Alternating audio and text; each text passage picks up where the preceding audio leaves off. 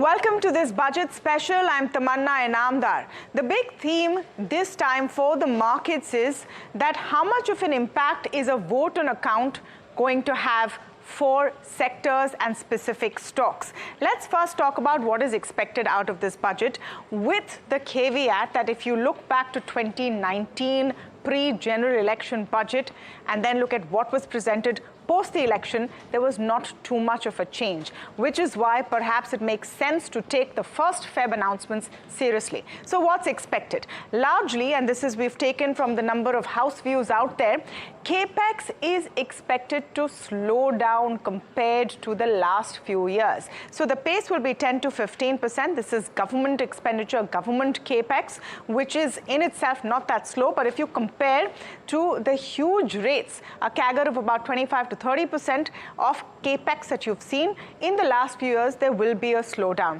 The reason is that you need to achieve your fiscal deficit targets, which is 5.9% for this year, and then of course a glide path going down to FY26. What else can we see?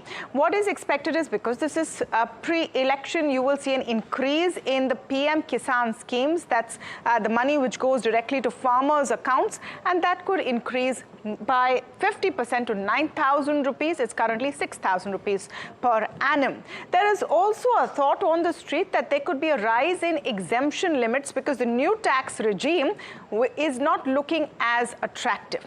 Having said that, the question is which sectors and companies will see a complete boom. Let's take you through the kind of run-up we've already seen in key government-run organizations as well as sectors which have improved or seen a kind of a boom because of government spends. I'm going to start with railways. And remember, there was an expectation that you'll see a huge bump up in the railway allocation, which is already at record highs at 2.4 lakh crore rupees. And look at the way railway stocks have really seen a rise in the last 1 year, starting with IRFC. This is all in percentage terms, and for about a year. You've already seen a run-up. Can you see more is the question. Defense is the other place that we should keep our focus on.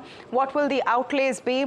It is government policy that defense has to be focused on more Make in India. And you've seen likes of a Mazgaon Dock and HAL, all of them saying massive increases, so nearly 200% on Mazgaon Dock. Is there more steam left? Which companies and which sectors should you look at? The other space that I would talk about is definitely renewables and renewable energy. A big focus, and you've already seen the solar panel plan implementing and sort of reacting in stocks. Look at a Suzlon, 322% in the last 1 year. Inox Wind, Orient Green, JSW Energy, and a lot more possibly to come. Is there more steam left and more energy left is the question. I would also talk about fertilizers, always in focus, especially in a pre-election budget. You need to make it easier for the agri sector, for the rural economy to get fertilizers at a cheaper rate. Will we see action there? You already have seen quite a bit of run-up.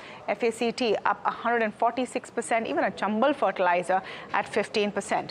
Now comes the question, so what should you do before the budget? What should your portfolio look like? What are the key stocks that you should pick? We're going to be speaking to top experts to understand their point of view.